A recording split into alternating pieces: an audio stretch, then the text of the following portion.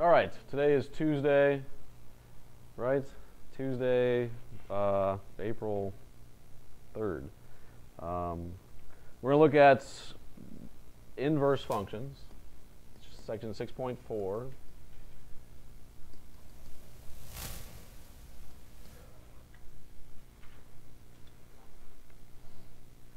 And we've talked about functions before.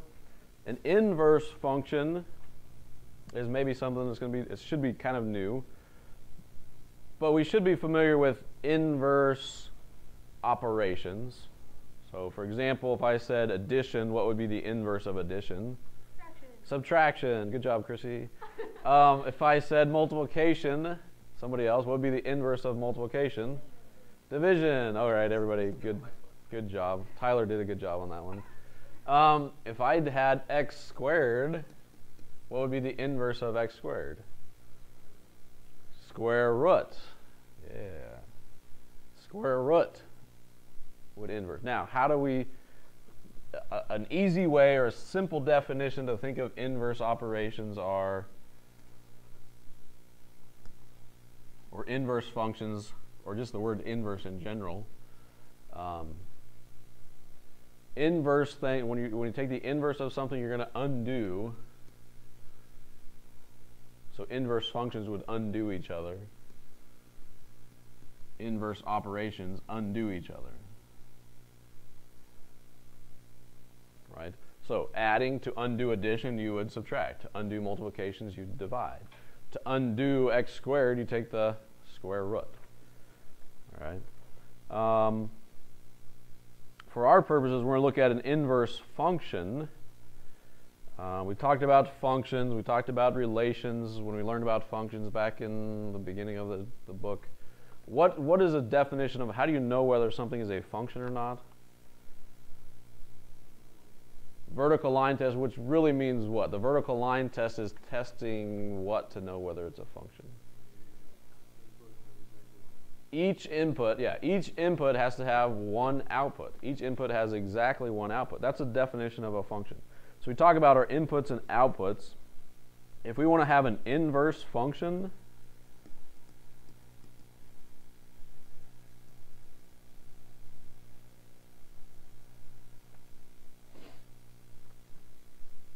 we're going to take our inputs and we're going to invert them with our outputs. So an inverse function, to find an inverse function, so maybe I should put to find an inverse function. All you're going to do is you're going to interchange or basically switch, right, the x and the y. So interchange the x and the y. Or, right, you could say the inputs and outputs. Right? X's are typically our inputs, Y's are typically the outputs. So you're going to take those X's and Y's and you're just going to switch them around. And then that would create a new function, which is going to be an inverse function. So, example, let's look at a problem. If I had y equals 4x plus 2, y equals 4x plus 2, what kind of function is that? What kind of equation is that? Linear equation is a line, right? Y equals mx plus b. If I want to find the inverse of this function or this equation, right? First thing I'm going to do is I'm going to switch the roles of x and y. So I'm going to take this x instead of, or this y, and I'm going to change it to a x. And I'm going to take this x and change it to a y. So I get x equals 4y plus 2. So that's your first step, right? Switch x and y. Then, right, typically if this is a function, or, right, this is an equation, but in function notation, right, y is the same as f of x. So those are interchangeable, right? And so we always write it as y equals or f of x equals. So then the second step you're going to do is you're going to solve for y, the new y, right? You switched x and y. Now we're going to solve for this new y. So what do I got to do to get y by itself? Okay, subtract 2 on both sides. So I get x minus 2 equals 4y. and then divide everything by 4. Now be careful, we got to divide everything by 4. So I divide that side. Over here I got to divide all of this by 4. Okay, right, and you can either divide all of it like 4 by 4, so it looks like this, or you can divide each one of these terms by 4. So really, if we clean this up a little bit, it could be x over 4 minus 2 over 4 equals y. And again, usually we put y equals, so we're kind of going to flip this around, put the y first. So we have y equals, and x over 4, you could rewrite that how?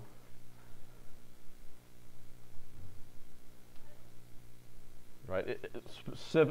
Keeping in mind that this is an equation of a line. This is an equation of a line. So instead of x over 4, it might make more sense to think about it as 1/4 x. That's the same thing. But when you're talking about lines and y equals mx plus b, the slope of this is what? 1/4. So it makes more sense to write it like that. And then we have minus 2/4, which is really reduces to minus 1/2. So this equation is the equation of the inverse of this one up here that we started with. So those two equations are inverse of each other. Questions on that?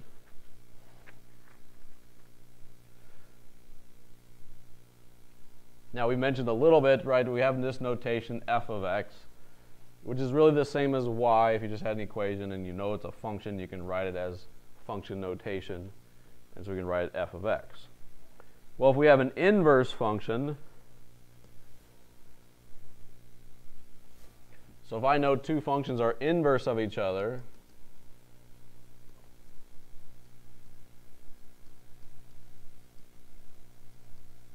the notation for this is we can use f of x, and then we do have a special little notation for the inverse. So if I have functions f, or if I have a function f, the inverse of that, so the inverse of the function f of x is denoted by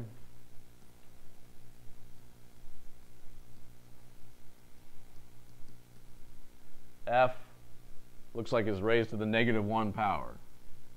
F to the -1 of x. This reads, or we say, right, f inverse of x. So when you see that notation, this means f inverse, which is the inverse of whatever function is f.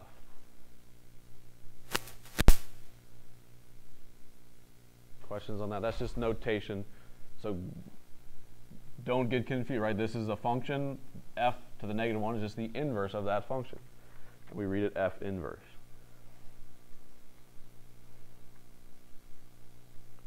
Questions on that? Okay. So one thing you'll have to do in this assignment is you'll have to find the inverse function like we just did. Switch x and y. Solve for the new y. The other thing you're going to have to do is verify or check. Verify that functions are inverse of each other.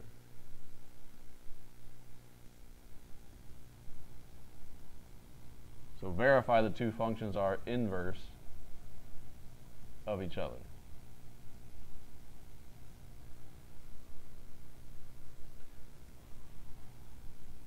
So how do we check? How do we verify whether two functions are inverse of each other? Well, there's a property about inverse, the fact that they undo each other. If I take, this is what we learned in our last section, we take two functions, we can put them together in a certain way. One of those ways we can combine functions was function composition. Remember, we put a function inside of another function. Well, if that happens when you have inverses, right? If I take x squared and then I put that inside of a square root, what happens? They undo each other and you just get left with, well, if it's x squared and you take the square root of that, you just get x. Right? If there was an x was a number, you would get a number. But a variable, you get x. So if we have a function and an inverse function, then to verify it, this has to be true. F of f inverse of x So notice this is notation for function composition. So we put this one on the inside. The inverse goes on the inside of the original function. And if you do that, they're going to undo each other and you just get x. That should be true. This is how you check. This is how you verify. F of f inverse of x equals x. And, right, you have to go both ways. This has to be true and, right, we could start with f inverse and put the original function inside of there. So we'd have f inverse of f of x. So inside of here, we'd plug our original function. And again, they should undo each other. Doesn't matter which way you go, you should always undo each other and you'll get x. If that's true, that means those two functions are inverse of each other. If it's not true, if you don't get x, if it doesn't simplify to x, those two functions are not inverse. Not every function has an inverse. Okay, so eventually we'll talk more about, how do you know if a function has an inverse? How do I find the inverse? Maybe it doesn't have an inverse, things like that. For now, all we're going to do is verify whether two functions are inverse of each other or not. Okay, questions on that? All right, let's look at an example then, and how do we do this? I'm going to go to a new page here. So here's an example. We might have to verify that this function, f of x equals 3x minus 5, and f inverse of x, 1/3 x plus 5/3. Verify that these two functions are inverse of each other.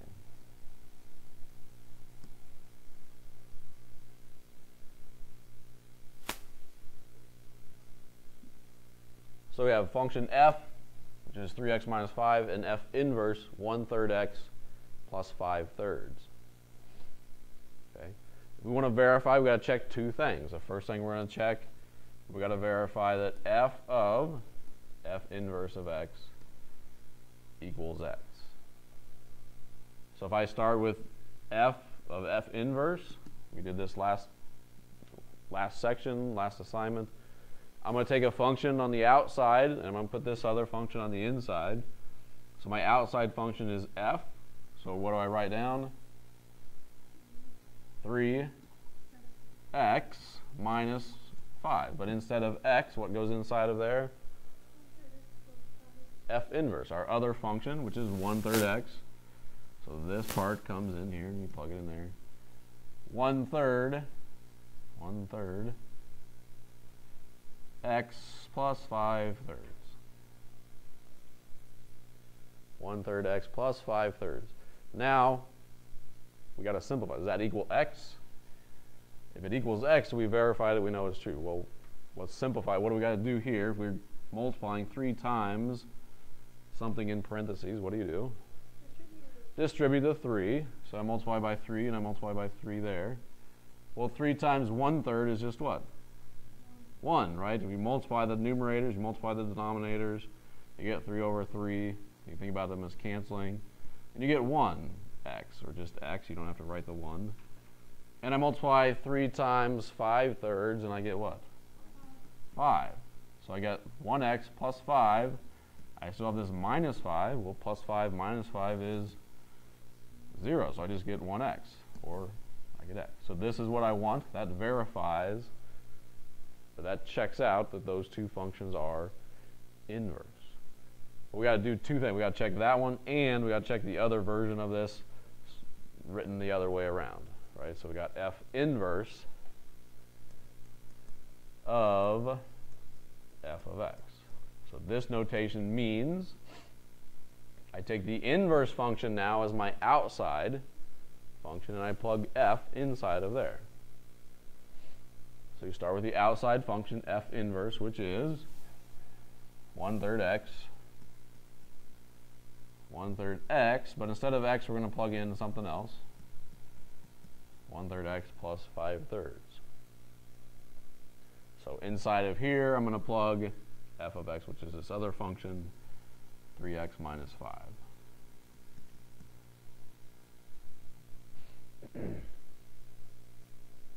And now we have to simplify, right? Verify, does this equal x? Well, I have 1/3 times 3, what do I get? We get x. And I have 1/3 time, right, we got to distribute again. 1/3 times -5, right? Multiply the numerator, multiply the denominator. -5/3 plus 5/3. Wow, what happens here? 5/3 minus 5/3 plus 5/3 is 0. So you get x plus 0, which is x, which is what we wanted to prove, or verify that those are true. Is it possible that just one of these is true? Perhaps, probably not for these simple of problems, maybe a more complicated versions, but more than likely what would happen is you might do the algebra wrong and get one of them to maybe look like it works or doesn't work and the other one works or something like that. But, certainly if you were trying to find an inverse and you didn't know for sure that this was the inverse, yeah, you might get something that works out one way but not the other way. Yeah. Other questions?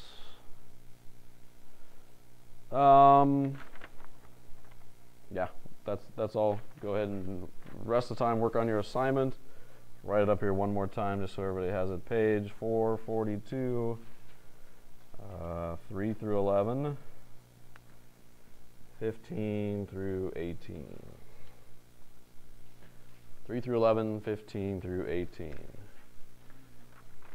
Any other questions or comments? Yeah, Chrissy just laughs and giggles. All right.